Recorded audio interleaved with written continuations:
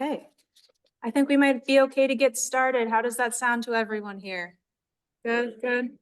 Fabulous. Okay, wonderful. So in this nice dark room here in person, hello to all of our friends on Zoom and in the Coolidge Museum. Thank you so much for joining us in this hybrid event. We're very excited. My name is Priya. I'm the head of adult services here at Forbes, and I will be your face at the podium and on our Zoom host screen. The Pioneer Valley Library Collaborative and Voices for Climate are so pleased to introduce today's presenter, Tom Wessels. Today's program is part of Climate Prep Week, a week of learning, service, and actions to better prepare our communities for extreme weather events and the effects of climate change. And this year's theme is reimagining our relationship with the land. Before we get started, some quick logistical notes. For those of you here at Forbes, you may have noticed we have some restroom renovations underway, which started yesterday. Our apologies for the inconvenience. Open restrooms are located on the first floor, the ground floor, and a water fountain is available along with an additional restroom in the children's department. Bottled water is also available in the basket at the back of the room there. Please recycle your bottles when finished or reuse them.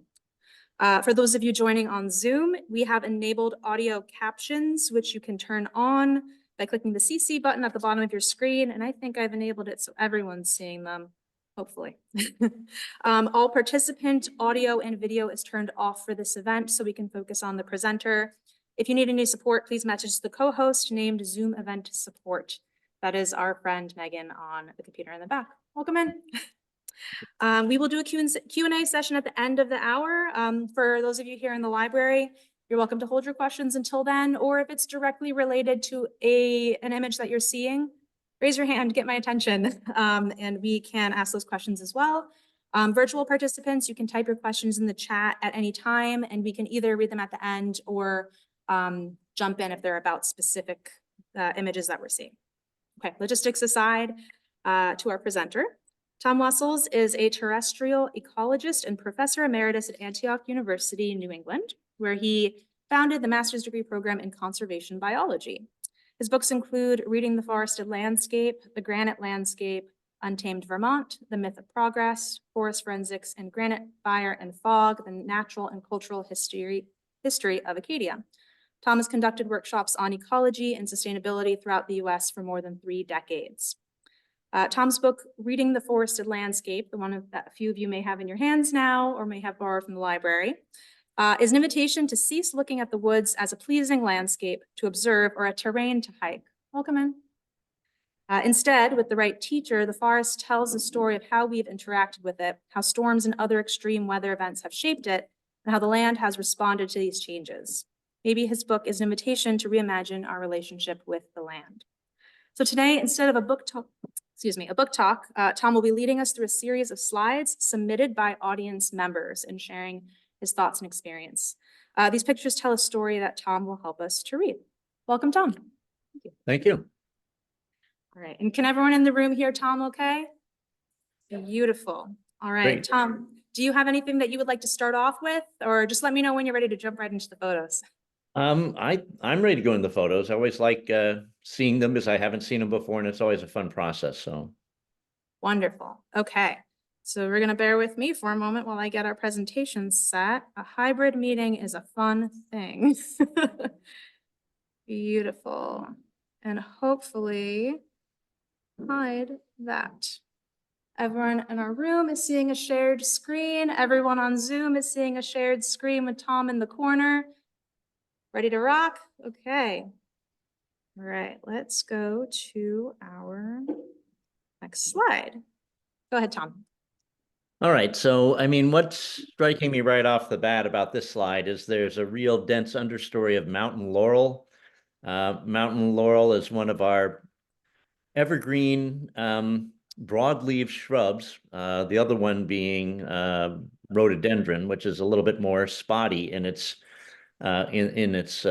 presence in sort of this part of New England. But what I should mention, both of them have these evergreen leaves, and that allows them both to do something that no other understory shrub can do, which is they do a lot of photosynthesis when the leaves come off the tree. So there's a lot going on in November even through the winter. If the roots are not frozen in the ground, they can do above ground photosynthesis with their leaves and do quite a bit in the spring. And that allows them on a good year to have an opulent bloom.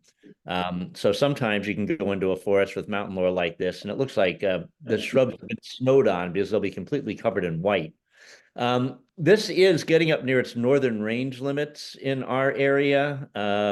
It drops out, up when I used to live in Vermont, it got maybe about 30, maybe at most 40 miles into Vermont, and then it ceased to be there because um, it has a problem with leaf desiccation in the winter. The leaves do not freeze, even if it gets down to like minus 10 degrees, but as it gets colder, they have a harder time holding their moisture and they desiccate. So that pretty much restricts their northward range limit.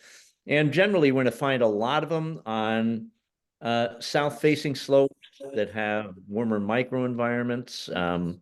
So a pretty cool plant. It also tells us that there's mycorrhizae in the soil of this forest. Mycorrhizae are fungi that associate with the roots of photosynthetic plants. That's where they get their energy. They extract sugar from those plants, but they're not parasites. In return, they allow any plant that associates with them to dramatically increase water and nutrient uptake. And all of our members of the heath family, which the laurel is a member of, are so highly co-evolved with mycorrhizae, they have to have a mycorrhizal partner. They cannot exist on their own.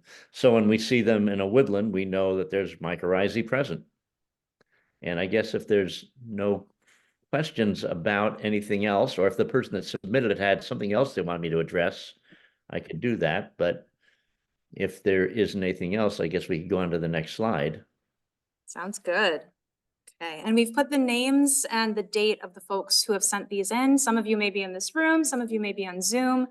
If one of these photos is yours, please feel free to jump in and share some background info if you feel inclined to do so. Oh, there is a question. Megan is just pulling that up. Bear with us for a moment.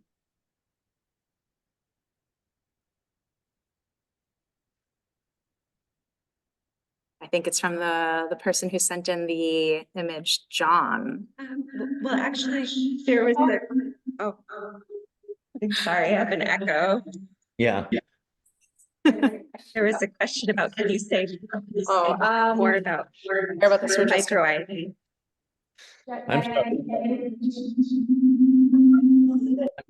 I'm sorry, that was all pretty garbled on my end. All I could catch was something about mycorrhizae, and that's all I got. All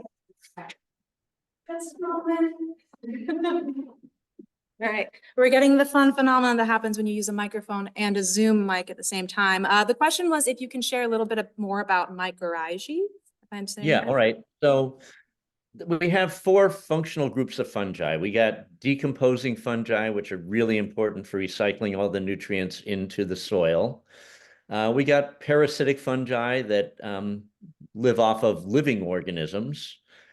We've got lichenizing fungi. These are fungi that only form lichens with either an algal or a cyanobacterial partner.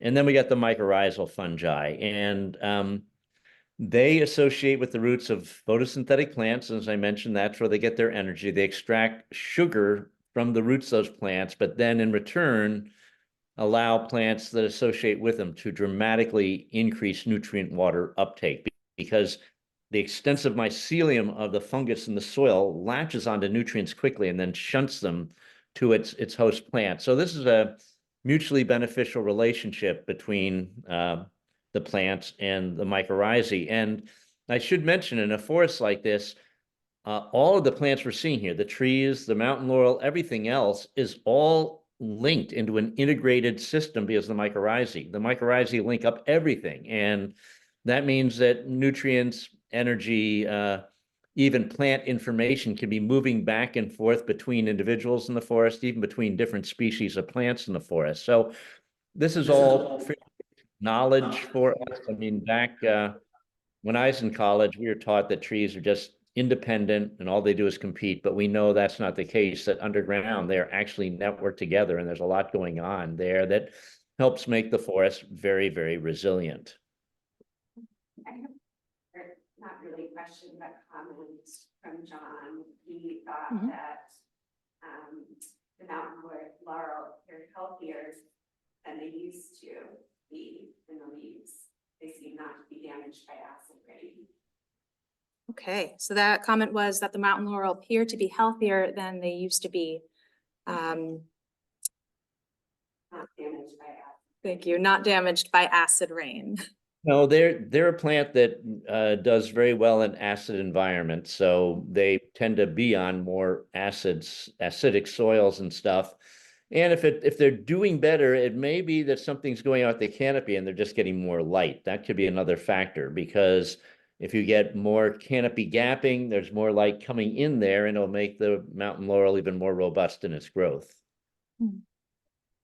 Oh, there's a question in the room. Yes, go ahead. It may be a silly question, but does walking on the forest floor damage the mycorrhizae that's underneath the ground? Okay, the question was, does walking on the forest floor damage the mycorrhizae that are on the ground? Not per se. I mean, I guess if you get, trails that are really compacted, then it probably will impact the mycorrhizae to a certain extent. But if you're walking through a forest in an area where people don't frequently walk, you'll have no impact on the mycorrhizae. I mean, they've been around a long time. They've evolved with all sorts of wildlife walking over them. And, they're extensive throughout the soil. So I'd say, I don't think you have to worry about that. Any other questions about this particular image, or should we move on? Wonderful. All right, let's go to the next one.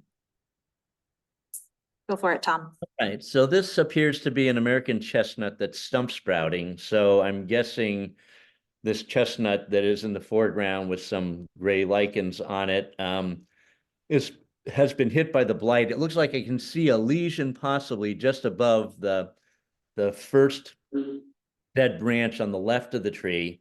And chestnuts like this, when the blight came in back in our area around the 19 teens, trees smaller than about 10 inches in diameter had the ability to stump sprout when their trunk was killed. Bigger trees, and I don't know the physiological reason for this, larger trees, if they didn't have resistance, just outright died. They could not stump sprout.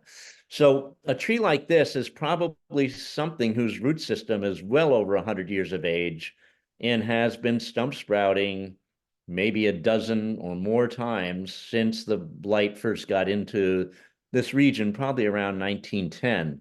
And so it'll keep doing that. It'll keep stump sprouting because eventually the sprouts grow up, they get big enough, the blight hits them, kills them, then they stump sprout again. It'll keep doing this until it gets a very shady canopy over it. So if you get a forest where there's hemlock, and hemlock starts to grow over the chestnuts, then the next time they get hit by the blight, they won't be able to stump sprout. Now, I should mention, this was a devastating blight. At the time, it was accidentally introduced into the Bronx in 1904. American chestnut was probably the signature tree of the temperate deciduous forest. South of here, in the heart of its range, places like Tennessee and Kentucky, 1 out of every 4 trees could be American chestnut, and they got to immense sizes. We have pre-blight photographs of chestnuts up to 14 feet in diameter, which is hard to imagine a broadleaf hardwood that big. And they produced the most edible nut of any tree in North America. And it only took about 30 years for that fungus to almost annihilate them. But the good news is we do have resistant trees. And in the last decade, I've come across all of them in Massachusetts. I've come across 5 different stands of resistant American chestnuts that are reproducing. And you go into those forests, you'll find seedlings, saplings, pole-sized trees. The current chestnuts are making it to about 14 inches in diameter, and then they eventually die. But since chestnut has to cross-pollinate to make viable nuts, I'm guessing their offspring will make it a little bit bigger each generation, and eventually we'll have resistant trees coming back. Very cool. Any questions? All right, onward. All right, well, this is quite a dramatic tree. I can't quite tell what species it is. It may be, well, I'm not sure what it is. So Gary, if you're there, do you know what species of tree this is? Is Gary in the room with us? Or Megan, if you see if Gary pops into the chat. It's a very striking tree. It is. Well, yeah, I just can't see the bark well enough in my image. It looks like it may be smooth barked. If that's the case, it could be a beech, but the leaves don't look beech-like. They look like they may be lobed. But obviously, this tree has a large basal scar at the bottom of it, and it looks like the scar is going further up. And this one of two explanations for this. It could have been a double trunk tree, and the trunk that's no longer there, that would have been in the foreground, basically fell away from the original tree, creating that scar. Or another possibility is it could have been hit by a lightning strike. And the reason I'm saying that is because I see that scar higher up in the trunk. But other than that, I can't be sure. It looks like the inside of the trunk looks pretty dark inside the scar. If that's the case, it may be a beech or a maple, because they get charcoal mat fungus on the inside of their decaying wood when they have a basal scar like this. But that's all I can make out from what I'm seeing in the slide. I will keep an eye out for Gary. If, All right, someone said that someone in the room said the leaves look like a maple, and that's why I can see they may be low, and if it is a maple, boy, I'd like to get up close to look at the bark characteristic, because if there is really coarse bark on the tree, then it would be quite an old specimen. right. Megan, were there any other comments to add? All right, I'm gonna make Tom's video a little bigger here. All right, let's move on. Here we go. Oh, a little bit more detail from Gary. This is the same tree. All right, this does look like a maple, and you can see the black in there. That is called, in that basal scar, that's called charcoal mat fungus.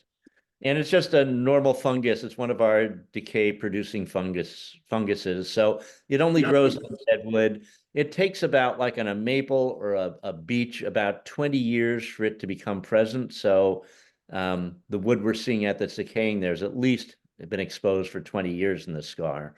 And I'm thinking far longer, because that is a big old scar. The callus wood that's growing around it, I can see, has pretty coarse bark texture on it. So this is a scar that happened quite a long time ago, probably at least a century or more ago. Wow. All right. We'll move on to the next one. Here we go. All right, so here we have a stand. These look like hemlocks, but the thing that's striking to me about this forest is the forest floor. If you look down at that leaf-covered forest floor, you're going to see the ground is very smooth and even on the surface. It's not lumpy at all. And in our forests, after about a couple decades, because of trees being blown down by wind events or being taken down by snow and ice events, the forest floor becomes very lumpy, because when a live tree falls over, its roots rip up out of the ground, creating what's called a tip up, and carrying all the earth they excavated out of the ground. And when those roots rot, that earth settles to form a mound. So you get what's called a pit, where the roots used to be a pit and mound topography, or it's also called pillows and cradles. And like I said, after a couple centuries, our forest floor has just become covered in them and are really lumpy on the surface. They're missing here. So that tells me that this area was once, if it was an agricultural land, was once plowed as either a crop field or a hay field. And the plowing removed the pillows and cradles. Hayfields had to originally be plowed to get rid of those features, because they got in the way of working a scythe. But a hayfield, if it was never used for growing crops, was plowed just a few times to level it. Then the grass seed was sown, it grew up, but crop fields were plowed annually. But in either case, this is one of the two, I'm quite confident, because of the complete lack of pillows and cradles. But I don't know if Angela had another question about this shot. Angela, if you're here, feel free to pop in a question either in person or in the chat. And we'll keep an eye out for that. Oh, there's a question in the room, yes. Can you address the lack of undergrowth or regeneration? Can you address the lack of undergrowth or regeneration? Yeah, well, the hemlock tends to create a dense needle layer as well as dense shade that really restricts regeneration. So it's not uncommon in a hemlock stand to see a fairly open forest understory. Although I must admit, it looks like there's a lot of light coming through this hemlock canopy. So I'm wondering if maybe these trees have recently been affected by the woolly adelgid aphid that's now opening up canopy gaps, because it looks like the light coming through the canopy is more than you expect in a healthy hemlock forest. Any other questions? Okay, move on to the next one. All right, again, a very young stand of trees, and again, smooth, even, surficial topography in the ground. Again, another site that I think was plowed in the past is either crop field or hayfield. It almost looks like someone's yard because all I'm seeing is a few sapling trees and not much else underneath. There are, it looks like some bigger trees off in the background to the right, some birches there and some other stuff. Really, if this was an area that was just abandoned to grow back to forest, you'd expect to have a greater density of small trees. So I'm not sure why there are as few trees growing up as there are here. But if Angela has a question about this or knows something about this site, that would be helpful. We'll keep an eye out for comments or questions from the photo contributors as we go. Oh, there's a question in the audience. All saplings are quaking aspens. There's a comment that the small saplings look to be aspens. Is that correct? They could be. I mean, I can't make them out in my slide. I can definitely see some paper birch in the background. So I can't say for sure if those are aspens or not. Although I'm looking at the branching pattern on that middle one in the foreground, and it looks like it's oppositely branched. If that's the case, we're probably looking at maybe a maple.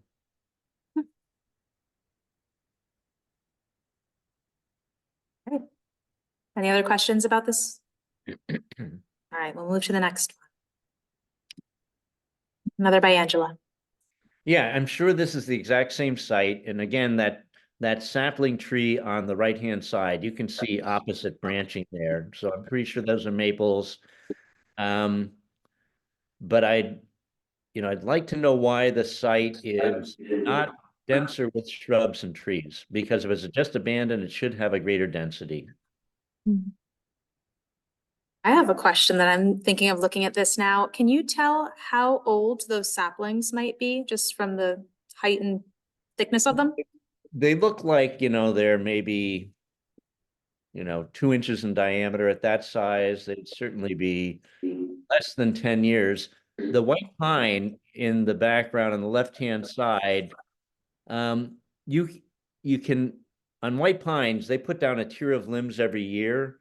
So a tree like this, if I was there, I could actually age that tree. And if it's weevil hit, which it may be, that means if its trunk goes up and then forks, that would mean it was one of the very first trees growing on that site when it was let go to grow back. And we could then date how long it's been since it was abandoned to grow back. But that does not look like a very old pine. I'm guessing that tree back there might only be 15 years of age.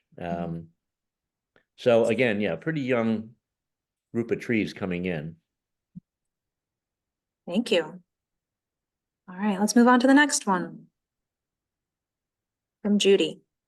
All right, well, here we have obviously a stream, and what's interesting about it, it looks like there is I don't know if that is stonework in the middle because the stream's coming on both sides. I don't know if Judy knows more about this. If there's a dam associated with the stream somewhere, there may be a part of this. What we might be looking at might be a canal of the dam system, because it is sort of unusual to see two streams running side by side with a bit of land in between that has some trees on it and stuff. But if Judy has anything to add, that'd be great. There is someone raising a hand. Hi, Judy. What interested me, there is no dam nearby to my knowledge. The stream wanders in and out with rock areas in the middle of it. Thing that interested me a lot was the very steep hillside on the other side of the stream. There's actually a steep hillside on both sides. There's a trail along the side where the photo was taken from.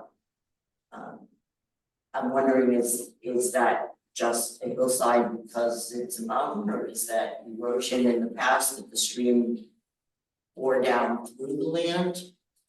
Yeah, that's exactly it. So you're just looking at, a stream like this has been running through this site for, probably 16,000 years. And over that amount of time, it's going to erode a lot of soil away. So you're getting a valley that's been cut down in the landscape because of the stream running through it. Cool. All right, let's move on to the next one. And thank you, Judy. All right, so this looks like a red oak, and we have a stone pile to the right of it. And it looks like I see another stone pile back behind that one. And that, if that's the case, and the ground here again is smooth and even. Generally, if you have a crop field and a lot of rock is coming out of it, you can get stone dumps, but they're bigger than this. And these two that I'm seeing look pretty small, but it looks like the stone was sort of laid up. It just wasn't piled. So there may be something. Oh, there's one of four. So let's take a look at the other ones. Yes. All right, so that's the same stone pile we saw before. Let's go to next slide. There it is again. All right, so well, they're the two stone piles I saw before. I can see them, but we're getting like a lot of, I can't tell if the understory shrubs, there's a lot of shrubs in here that are really multiple branch. They may be witch hazels, which can grow like this. But again, the forest floor is smooth and even. So again, I think this is a site that was, plowed at one time for crop field or hay field. Looking at the stone piles, I'm guessing more crops because they wouldn't have left piles like that in a hay field. There's now I'm seeing 3 stone piles, but they're small, which is unusual. But usually they'd be bigger. They'd be on outcroppings of ledge or someplace where they wouldn't get in the way of plowing the soil. So they may have another purpose than just stone clearing. I mean, I don't know if they could have held posts for fencing or something if they're in a straight line. But they look a little bit unusual for just stone clearing in an agricultural plot. So I think they had another function. And I guess I'd have to be on site to actually wander around a bit to check out their alignment and see what's going on with them. All right, I think there are a few comments that came in. Megan, if you could try to say them extra loud so our Zoom folks can hear it, or I'll just repeat afterward. Oh yeah, if you try that. I'm just kidding, don't do that.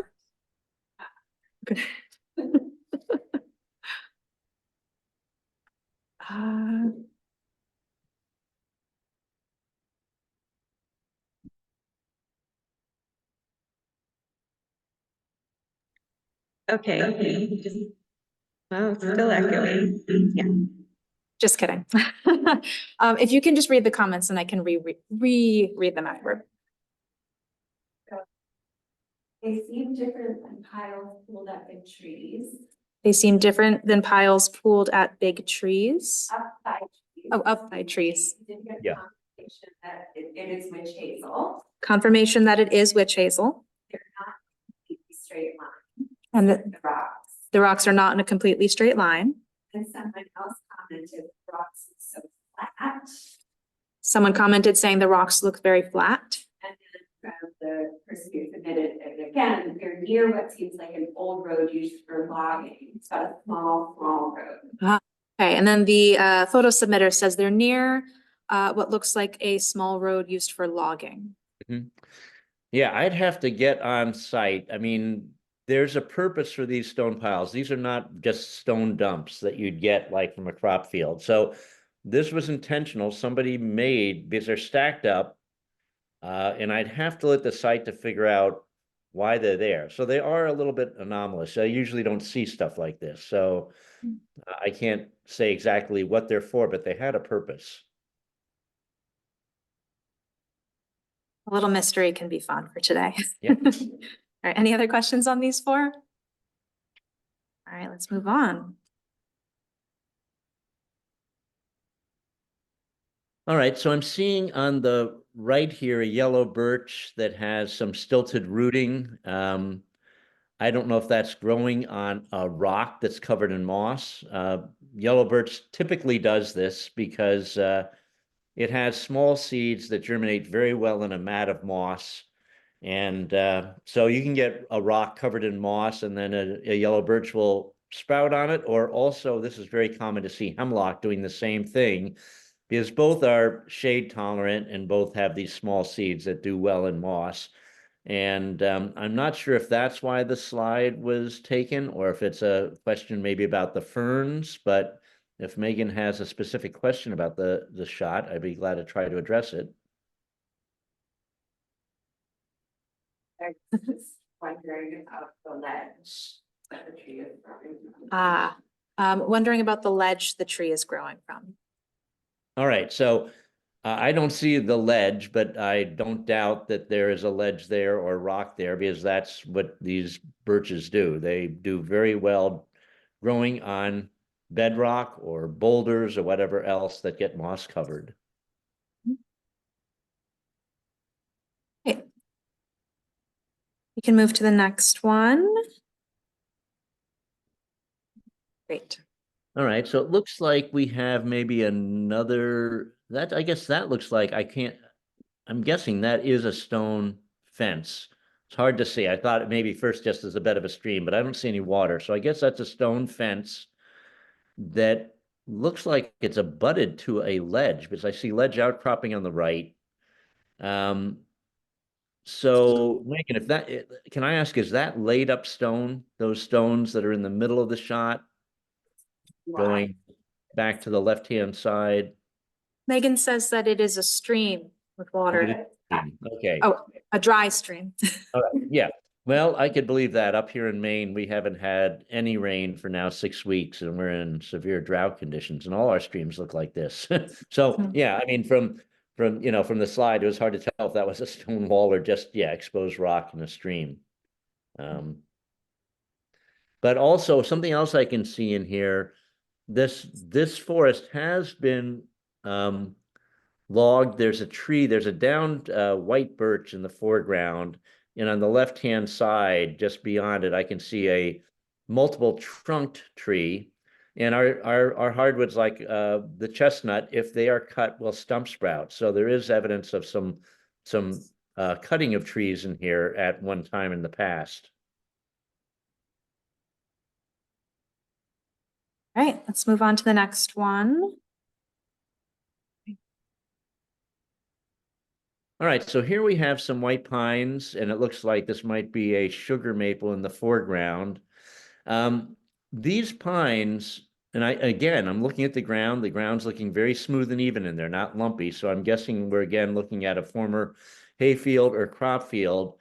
I'm looking at the pine on the right-hand side.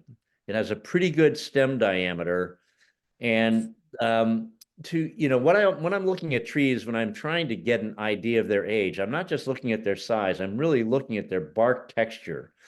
Because all of our trees that develop a bark texture, as they age, that bark texture gets coarser and coarser. So the plates get bigger, the fissures between the bark plates get deeper. And in this case, this pine looks like it's good size. I'm guessing this tree looks to be at least 2 feet in diameter and maybe even more.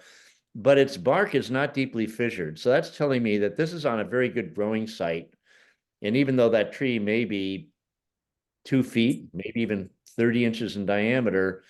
My guess is it's probably not much older than 60, maybe at most 70 years, but it's on a very good growing site. And when trees are growing fast, they're putting a lot of wood and they're stretching their bark and keeping it with a smoother composition than you'd expect for a tree of that size. So I don't know if Judy has other questions about this shot. That's what I'm picking up when I see it. Actually, the ground isn't super smooth. There's not really prominent mounds and cradles and pillows and stuff, but it seems that there's buildup around the trees. Yeah, well, that's normal. So if it looks like there's mounding around the trees, that's just because, particularly in white pines, once their roots go in the ground, they start putting a lot of wood on the top of the roots. So the whole ground around the tree basically gets pulled up with the roots. So it'll look lumpy where the trees are, but if in between the trees it's sort of smooth, that would be again an area where the pillows and cradles were removed. Great. Any other questions? All right, we'll move on to the next one. All right, again, the surficial topography is looking pretty smooth and even to me. This is a fairly young, dense forest. There's a lot of hardwoods in it. It looks like the larger tree on the left looks like a black birch. And, they don't look that big. They look like maybe a foot, maybe a little bit bigger in diameter. So if they're all single stem, they're not multiple trunk, then this would indicate a forest that's maybe was abandoned. And there are no stumps in the forest. This would indicate a forest that was abandoned maybe 50, at most 60 years ago. However, if a lot of those trees are multiple trunked, they would have stump sprouted, indicating it may be older, that it was gone through at least one logging, but I can't pick that up from what I'm seeing here. So if Judy could comment on whether they're all single trunked or not, that would be helpful, I guess. The young trees do appear to be single trunked. They're in that area. I almost thought that particular area could have at one time been a wood road or something out into someplace, because the forest around it is quite dense, and then there's that area that doesn't have much growing on it. There are some old trees, there are some jump sprouted trees in the area, but yeah, well, that could be, I can definitely see the opening you're referring to. It could be an old woods road. I'd have to be on site to confirm that, but yep. Great. Thank you. We are a little over halfway through our photos, I believe. We've got about 20 minutes left, so we'll chug along. Wonderful. All right, so here we have a forest that's getting a little bit more age to it. So we have some larger trees, we got some younger trees in the understory, we got some middle-sized trees. And we also now are starting to develop some coarse woody debris on the ground. So in the foreground there, we have that downed log. And I should mention that whenever an ecosystem ages and develops more complex physical structures, so in a forest, that means a lot of various sizes of trees, anything from small trees to bigger trees and in between sizes. And then you start getting things like this coarse woody debris on the ground. Whenever the physical structure increases, that automatically boosts biotic diversity, because what you do is you create a lot of microenvironments where all sorts of specialized organisms can sort of move in. So compared to the previous forest, this is a forest that's looking like it's getting more structure because of its age. And even though it might not look biologically diverse, because one of my colleagues at Antioch is a soil ecologist, and she says, Tom, you got to be careful about your above ground bias, because in fact, the vast majority of our biotic community is all below ground and hidden from view. Only a very small percentage of the organisms in a forest like this are the plants we can see above ground, the birds and the mammals and the insects. The vast majority is down in the ground. And one thing I'll mention is coarse woody debris. A healthy forest should get to look pretty untidy in the understory as the coarse woody debris develops. And it's really critical because studies are showing that coarse woody debris can hold tens of thousands of different species of wood decomposers, a huge amount of biodiversity. And a good example of, I know many landowners will often say, well, it looks unsightly and they want it cleaned out so the forest looks nice and neat and tidy. But they don't realize by doing that, they're really compromising their forest health. So a good example of this was the Black Forest in Germany. The Germanic people often thought this coarse woody debris on the ground looked unsightly and untidy, and they removed it. And they didn't realize they're compromising their ecosystem. So that when air pollution got into sections of the Black Forest, those areas that had been picked clean of coarse woody debris actually underwent canopy collapse, while the areas that retained the coarse woody debris did not. So it's almost like the forest's immune system had been compromised by removing that stuff. So I'm just mentioning this because forests have been around for hundreds of millions of years. They figured out exactly how to do what they need to do, and we should let them do what they do because they do it very well. Yes, Judy's got a comment. Go for it. The 3 photos that we've just looked at that I submitted, those are all taken within what, 200 feet of each other?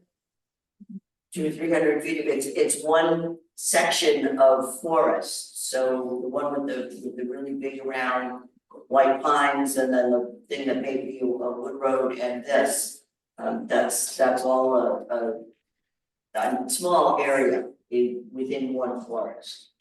Cool. Well, it's a pretty diverse forest structurally then, which is very good. Nice.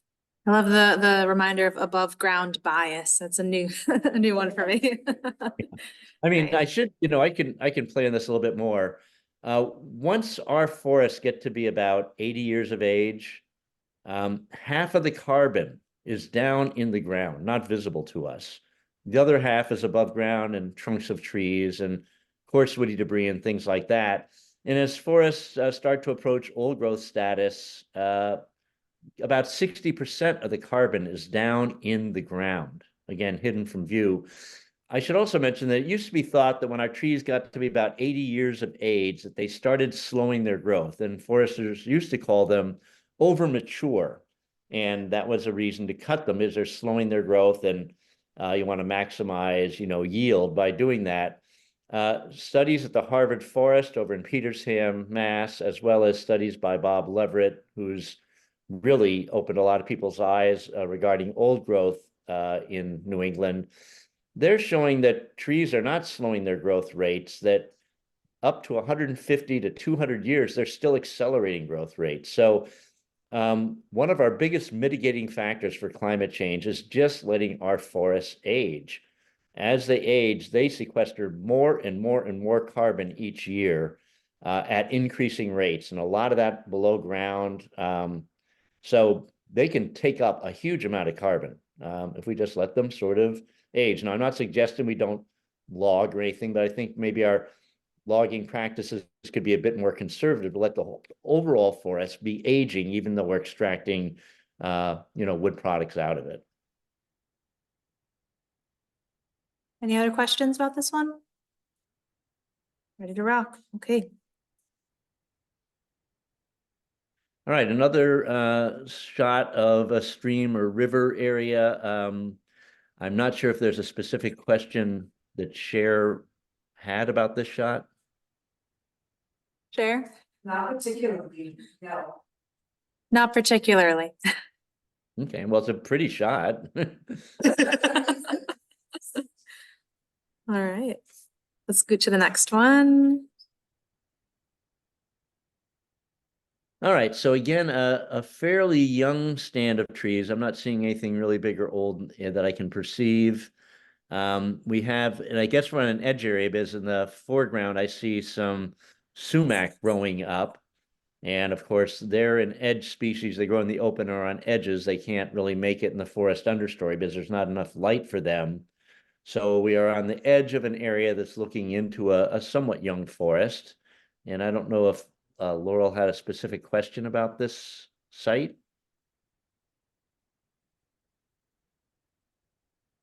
We'll see if Laurel has any comments. I think my mic might have died. That's okay.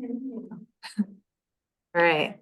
Well, if Laurel pops in with the comments, we will share those as they come in. Let's go to the next one. All right, another site where, again, the ground looks quite smooth and even to me. There is a tree, the bigger tree we're seeing in, sort of the foreground on the left is tipped. And best guess is that is a very young tree, got tipped a little bit by wind. Young trees, if they get hit by wind, can uproot just a little bit and get tipped. Bigger trees, they start to go. Eventually, there's so much, mass in them, they eventually come down. But young trees, and I'm talking about trees that are generally, not much more than 3-4 inches in diameter, can get tipped like that by wind. And that would be my guess what happened to that tree that's on the left there. Right. And John, I think you're joining us virtually. If you have any thoughts or comments, please pop those in the chat. Let's jump to the next one. All right, so what we're looking at here is the impact of beech leaf disease. This is one of our very recent sort of tree pathogens that's moved into New England. Those sort of yellowish lines you see, that's where the nematode that creates this problem is. And they can deform leaves, they can kill leaves. And so beech trees, you'll start to see them you'll see this very evident in the spring. Their leaves are curling, changing colors. And then as you move into the summer, the trees have a great reduction in the amount of leaves they have. This pathogen is spreading at incredibly fast rates. And I'm guessing that, that birds land in a beech tree, pick up some of these nematodes, fly, put it onto another beech, and that just keeps happening because I remember 2 years ago, I used to drive we live in Maine, to get over to northern Vermont where we have some friends. We'd drive on Route 2 through the White Mountains in New Hampshire. And it was 2 years ago. It was the first time I ever saw beech leaf disease along Route 2. And within about a month, it had stretched to about 60 miles in length on the road. That is a real, very fast expansion. So I don't know how this is going to play out. Our beech already suffer from beech bark scale disease, which is a big, big problem for them. And now with beech leaf disease, it's very, very hard, I think, because it's our only tree that now currently has 2 very serious exotic pathogens. So I don't know, like I said, how this will play out in the future. Right, there is a comment that has come in online. Megan? I was wondering what a homeowner can do to limit its impact to the beloved tree or stand. Okay. What a homeowner can do to limit the impact. It's very hard with beech leaf disease. With beech bark scale disease, and this is where we get a scale insect getting on the tree that carries an exotic fungus. As the population of the scale insects, what looks like little white dots on the bark of beech, as they increase, sort of compromise the bark and allow the exotic fungus to move into the beech tree, which then makes big cracks and our native fungi move in, and eventually the tree gets white rot and snaps off at mid-trunk height. And then they send up root sprouts, because beech is our only interior tree that can root sprout.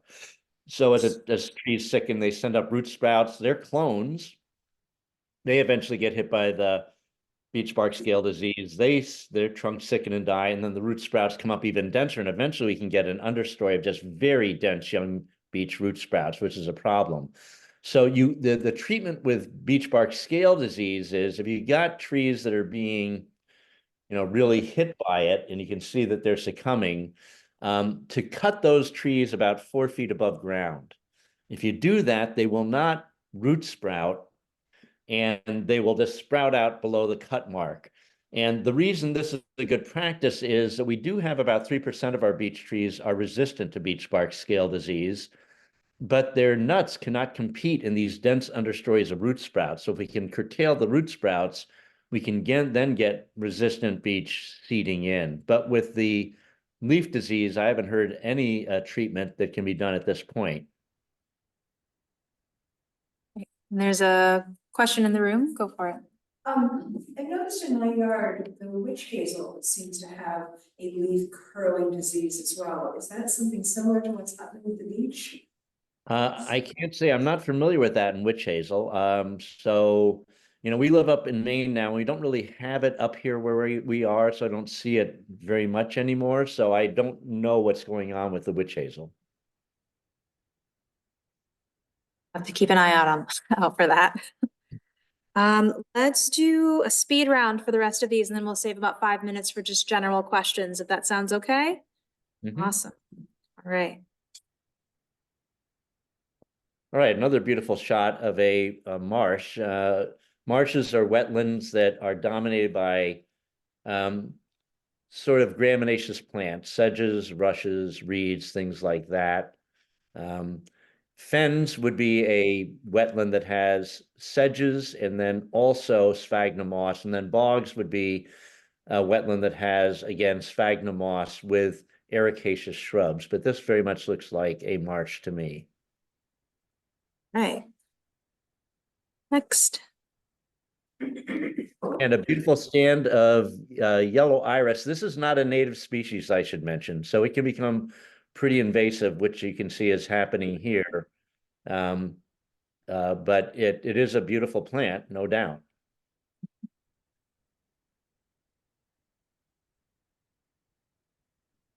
And again, it looks like I definitely see a footpath going through this woods on the left-hand side, but again, pretty young forest. Again, the ground looks quite smooth and even to me from the shot. So I'm thinking previously crop field or hayfield.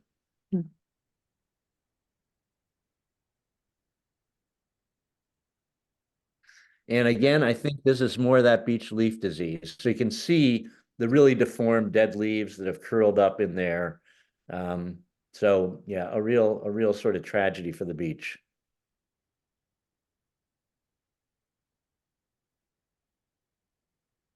And here, I'm not sure what's going on. This looks like a hemlock that is browning out. So that's not usually what happens. Well, I guess it could happen with woolly adelgid early on, but I've never seen it look like this. So I'm not sure if that's the case here, but something's definitely impacting the twigs. Usually the adelgid just attacks the needles and not the twigs. So I'm not sure what is happening with this hemlock in this case, but it doesn't look healthy. I think we've got 30 total, so we're almost there. Next up. All right, so this looks like maybe a stone dump, because I'm seeing this line of stones cutting across the slide, but I don't see stones in the background on the surface. But it doesn't look like it's a laid up wall to me. So generally when you see stone dumps like this, you're on, again, the edge of a crop field or possibly a hayfield that was not bounded by a pasture. So stone fences or stone walls were built to keep livestock in pastures or out of crop fields or hayfields. So if you didn't have an abutting pasture next to a crop field or hayfield, oftentimes farmers just dumped the stone at the edge of the field because there was no need to put in the labor of building up a stone fence.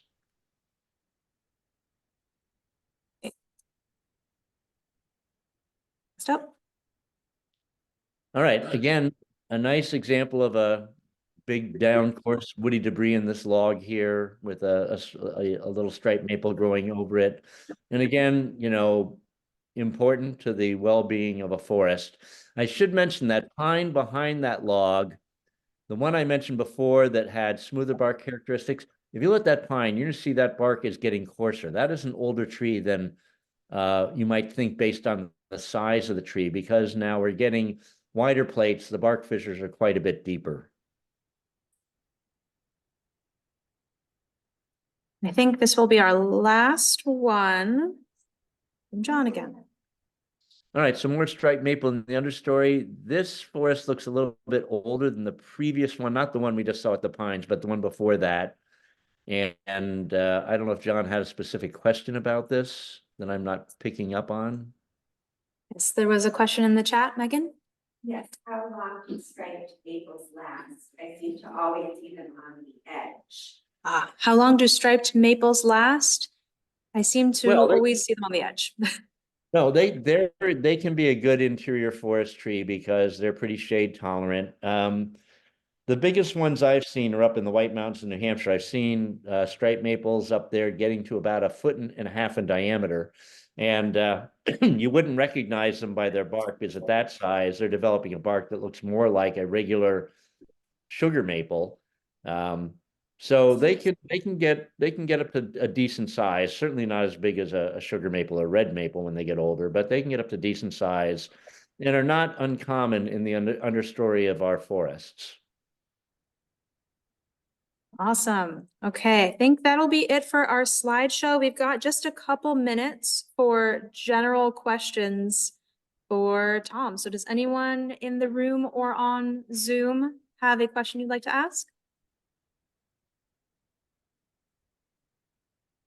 Oh, we've got one in the back. Yes.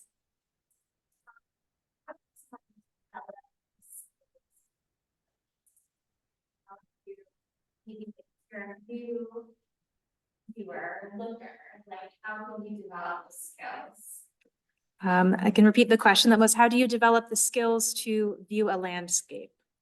How do you? I guess by going out and looking. I mean, I should mention, I first got exposed to this when I was doing my graduate work out at the University of Colorado in the 1970s. And reading landscapes out there was pretty easy because all we had was pretty much wind and fire as disturbances and logging. There wasn't really much of an agricultural overlay the way we have here in New England. So when I came back to New England, I started applying what I'd learned and had to teach myself quite a bit because our history here is way more complex and has a lot of layers. But generally, two things to do, I suggest. The first is whenever I walk into woodland, I'm looking right at the ground again to its surficial topography. If it's smooth and even, I'm looking at areas that were plowed for crop field or hayfield. If it's lumpy, then I'm looking at a place that has either always been in forest or was solely used as pasture because, you know, back in the 1700s, 1800s, when people were opening up the land for agricultural activity, for areas that were just going to be used as pasture, the farmers just cut the trees. The first forage would be stump sprouts that came up. They'd leave the stumps, let them rot away, and then when everything got denuded, they'd sow grass seed to have it grow up to pasture. But the pillows and cradles remain. So that's what I look at right away. I walk in, if I'm trying to interpret history, if it's smooth and even, I'm thinking, all right, crop field or hayfield, and then I start looking for evidence to confirm which. If it's lumpy, then I'm thinking, all right, pasture, it's always been forested, and then I look for evidence to confirm which. The other thing I'm looking at is whenever I'm wandering through the forest, if I see a real distinct change in its physical structure, if I'm going from a forest where there's bigger trees, more widely spaced, and all of a sudden I walk into a forest where the trees are smaller and denser, I know that that second forest with the smaller, denser trees has had a recent disturbance. And then I'll try to figure out what that is. Those are just two helps of how to go about starting the process. I'd say look at the ground, at its surficial topography, and look at changes in forest structure. Wonderful. I think we might be able to accommodate one question from Zoom, and then if it's all right with you, Tom, we might compile them and maybe have you answer via email, if that's okay. That'd be Because fine. we are just at the end of 5. Megan, would you like to pick one question? Heard that birches indicate a young forest. What precedes them? Okay, and the question was from Alita. I've heard that birches indicate a young forest. What succeeds them? Well, it depends on the type of birch. Certainly, gray birch and paper birch are trees that colonize disturbed areas that have a lot of light and bare soil because their seeds need to land in the bare soil to establish. So those two trees, yes, are going to indicate that they came in just after a disturbance. But we do have black birch and yellow birch, and those are trees that actually become components of our old growth forests. They're very shade tolerant.